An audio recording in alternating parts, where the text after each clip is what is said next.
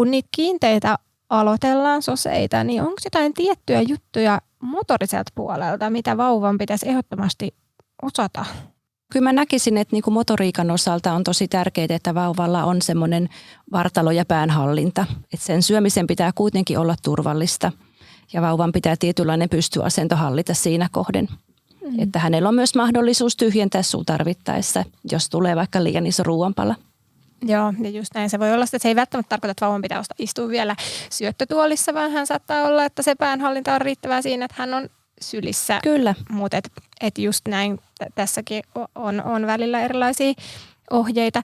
Ja varmaan mitä mä itse ajattelen, niin on se, että vauva myöskin osoittaa vähän kiinnostusta.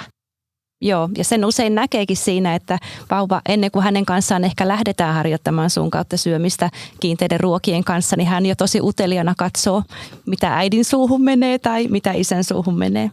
Ja tässä mä oon selannut vähän eri maiden ohjeita, miten eri maissa ohjeistetaan. Ja sitten mun mielestä mä tykkäsin Ruotsissa, oli ruotsalaisilla tosi kivat ohjeet, että siellä oli silleen, että jos te olette siinä yhteisessä ruokailuhetkessä ja vauva on siinä ja seurailee, niin ihan voi siitä omalta lautaselta antaa, mitä siinä on ja antaa vauvan maistella.